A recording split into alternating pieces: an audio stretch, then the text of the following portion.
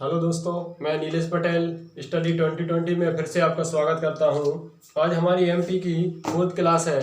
ठीक है, तो आज हम एमपी की फोर्थ क्लास में पढ़ेंगे मध्य प्रदेश का भौगोलिक दृष्टि पढ़ेंगे, भूगोल पढ़ेंगे। ठीक है, तो देखेंगे मध्य प्रदेश को। तो मध्य प्रदेश की यदि बात की जाए, सन 2000 में मध्य प्रदेश को जब छत्तीसगढ़ अलग नहीं हुआ था मध्य प्रदेश से, तो उस टाइम मध्य प्रदेश को भौगोलिक दृष्टिकोण से 9 भागों में बांटा गया था। और जब विभाजन हो गया, वर्तमान मध्य प्रदेश की बात की जाए, तो भौगोलिक दृष्टिकोण से मध्य प्रदेश को 7 भागों में बांटा गया है। आज हम देखेंगे मैप के माध्यम से वो 7 भाग जो हैं कौन कौन से हैं।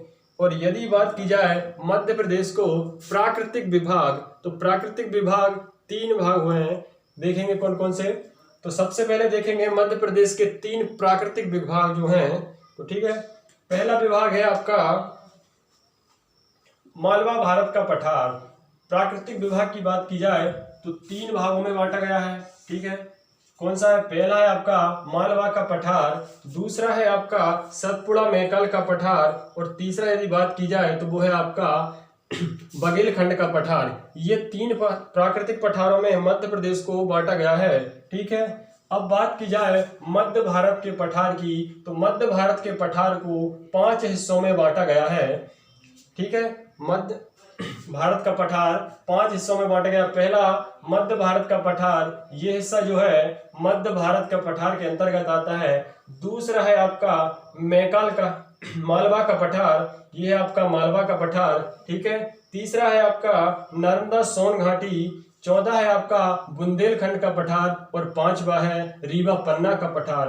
अर्थात मध्य भारत का जो पठार है उसे 5 भागों में बांटा गया है। ठीक है, यदि मध्य भारत के पठार की बात की जाए, जो कि मध्य प्रदेश के कुल क्षेत्रफल का 82% क्षेत्रफल पे फैला हुआ है। ठीक है, ये 5 विभाग जो है 82% भाग पर फैले हुए हैं। ठीक है, अब देखेंगे एक एक विभाग को देखेंगे। तो बात करेंगे सबसे बड़े भौगोलिक बनावट के आधार पर। तो सबसे पहले देखेंगे मालवा का पठार। मालवा के पठार की यदि बात की जाए तो मालवा का पठार जो है मध्य प्रदेश के 28% भाग पे फैला हुआ है, जिसका क्षेत्रफल 88,222 वर्ग किलोमीटर है। अर्थात मध्य प्रदेश के कुल 28% क्षेत्रफल पे यह फैला हुआ है। ठीक है, दूसरे नंबर पे नर्मदा सोन घाटी, जो कि 86,000 वर्ग किलोमीटर पे फैली हुई है। यदि परसेंटेज की बात की जाए तो ये जो है आपका 26% भाग पे फैला हुआ है, 26% भाग पे। ठीक है, बात की जाए इसके नीचे सतपुड़ा मैकाल। सतपुड़ा मैकाल की बात की जाए तो इसका क्षेत्रफल है आपका 34,000 वर्ग किलोमीटर। ठीक है, 34,000 वर्ग किलोमीटर, जो कि कुल मध्य प्रदेश के 11% भाग पे फैला हुआ है। कुल मध्य प्रदेश के 11% भाग पे फैला हुआ है। और उसके बाद बात की जाए बघेलखंड के पठार की, जिसका क्षेत्रफल है 25,000 वर्ग किलोमीटर। ठीक है, जो कि कुल मध्य प्रदेश के 7% भाग पे फैला हुआ है। ठीक है, यदि भौगोलिक दृष्टि से सबसे बड़ा भाग पूछा जाए तो वो है आपका मालवा का पठार, जो कि 28% भाग पे फैला हुआ है। क्षेत्रफल है 88,222। और सबसे छोटा पूछा जाए तो वो है आपका बघेलखंड, जो कि मध्य प्रदेश के कुल क्षेत्रफल का 7% भाग है। ठीक है, उसके बाद देखेंगे मध्य भारत का पठार। इसके क्षेत्रफल की बात की जाए तो 32,896 वर्ग किलोमीटर। ठीक है, जो कि 10.38% भाग पे फैला हुआ है। ठीक है, इसी प्रकार देखा जाए तो बुंदेलखंड जो है 23,735 वर्ग किलोमीटर में फैला हुआ है। परसेंटेज की बात की जाए तो 7.7 इसका परसेंटेज है। रहा आपका रीवा पन्ना का पठार। रीवा पन्ना का पठार जो है 31,000 31,955 वर्ग किलोमीटर पे फैला हुआ है। ठीक है, 31,955 वर्ग किलोमीटर पे फैला हुआ है, जो कि मध्य प्रदेश के क्षेत्रफल का 10.37% है। तो यहाँ पे एक फैक्ट क्लियर होता है आपका, क्षेत्रफल तथा क्षेत्रफल जो है परसेंटेज से कितना परसेंटेज है। ठीक है, अब इसके बाद देखेंगे अपन इनमें वर्षा को देखेंगे, वर्षा किस प्रकार से होती है। तो वर्षा की यदि बात की जाए, मध्य भारत का पठार में 75 सेंटीमीटर वर्षा होती है। ठीक है, मध्य भारत का पठार। बात की जाए बुंदेलखंड की, तो बुंदेलखंड में 75 से 100 सी वर्षा होती है। ठीक है, बात की जाए रीवा पन्ना के पठार की, तो रीवा पन्ना के पठार में 125 सेंटीमीटर से 100 सेंटीमीटर से 125 सेंटीमीटर। ठीक है, चौथे नंबर पे यदि बात की जाए बघेलखंड के पठार की, तो बघेलखंड में 125 सी से 150 सी वर्षा होती है। ठीक है,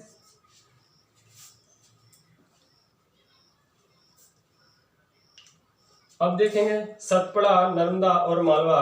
तो देखेंगे मालवा में 80 सेंटीमीटर इस साइड से लेके 120 सेंटीमीटर।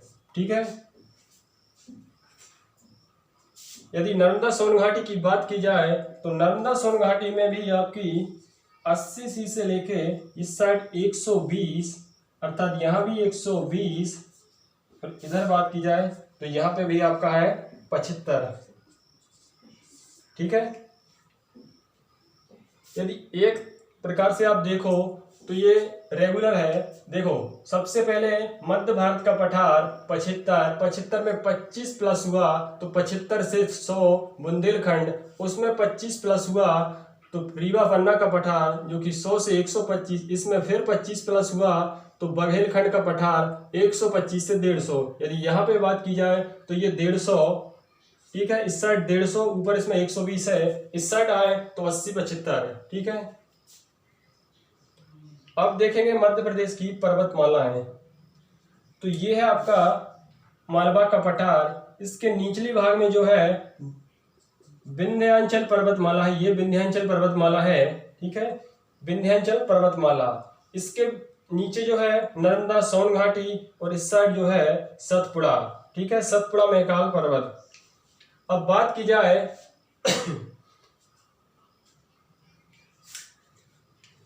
सतपुड़ा मैकाल की, तो सतपुड़ा मैकाल जो है यहाँ पे इसमें एक दर्रा है जिसका नाम है बुरहानपुर दर्रा। बुरहानपुर दर्रा जो कि मध्य प्रदेश का एकमात्र दर्रा है। ठीक है, कहाँ पे है? बुरहानपुर में। इसलिए बुरहानपुर को मध्य प्रदेश का प्रवेश द्वार कहा जाता है, दक्षिण का प्रवेश द्वार। बात की जाए आपके बघेलखंड की, जो बघेलखंड की सीमा है और इधर सतपुड़ा मैकाल की सीमा है, इस पर स्थित है आपका मैकाल पर्वत श्रेणी जो कि दोनों की सीमा रेखा बनाती है। ठीक है, बात की जाए आपके रीवा पन्ना के पठार की, तो रीवा पन्ना में जो है कैमूर पर्वत श्रेणी है, कैमूर पर्वत श्रेणी। उसके बाद रीवा पन्ना और बुंदेलखंड की जो सीमा रेखा है, ये सीमा रेखा है, यहाँ पे है भांडेर पर्वत श्रेणी, भांडेर पर्वत श्रेणी। अभी वर्षा देखी थी, तो वर्षा की बात की जाए तो सबसे कम वर्षा जो है आपकी भिंड में होती है 55 सेंटीमीटर। ठीक है, कहाँ पे होती है? भिंड। और सबसे अधिक वर्षा की बात की जाए तो सतपुड़ा, यहाँ पे पचमढ़ी में होती है 199 सी। ठीक है, अब बात की जाए इन भौगोलिक भागों में प्रमुख नदियों की, तो देखेंगे कौन सी नदी इसमें है। यदि बात की जाए मध्य भारत का पठार में जो है चंबल नदी है, सिंधु नदी है, उसके बाद चंबल, सिंधु और कुमारी नदी है। ठीक है, तीन नदियां जो है, एक कुन्नू नदी भी है। मध्य भारत के पठार में चार प्रमुख नदियां हैं, चंबल, पहली आपकी चंबल है, सिंधु है, कुन्नू है और कुमारी। ठीक है। बात की जाए मालवा के पठार की, तो मालवा के पठार जो है, मालवा के पठार की आपकी प्रमुख नदी है चंबल, क्षिप्रा, काली सिंध और पार्वती। ठीक है, यह है आपका मालवा का पठार। इसके बाद बात की जाए नर्मदा सोन घाटी की, तो नर्मदा सोन घाटी में जो है आपकी प्रमुख नदी है नर्मदा, सोन, तवा और दूधी और शक्कर, 5 नदियां हैं। नर्मदा, दूधी, सोन, तवा और एक है शक्कर। ठीक है। उसके बाद बात की जाए बुंदेलखंड की, तो बुंदेलखंड में जो है 3 नदियां हैं, बेतवा, केन और धसान। 3 नदियां हैं बुंदेलखंड में। ठीक है, बेतवा, केन और धसान। बेतवा नदी जो है उत्तर प्रदेश, यहाँ से उत्तर प्रदेश और मध्य प्रदेश की सीमा रेखा बनाती है। यदि बात की जाए चंबल की, तो चंबल नदी राजस्थान और मध्य प्रदेश की सीमा रेखा बनाती है यहाँ पे। ठीक है। बात की जाए उसके बाद रीवा पन्ना के पठार की, तो रीवा के पन्ना के पठार में केन, टोस और बीहड़ नदी है। यह आपका रीवा पन्ना का पठार। यहाँ पे केन, बीहड़ और टोस नदी है। ठीक है।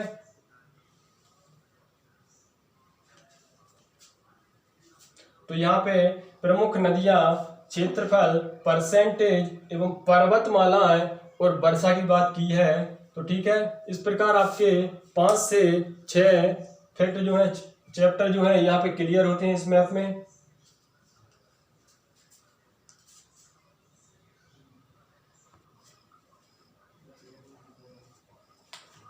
तो ठीक है दोस्तों, आज की क्लास यहाँ समाप्त करते हैं और अगली क्लास में देखेंगे अब मिट्टी के बारे में पढ़ेंगे। मध्य प्रदेश में मिट्टी के बारे में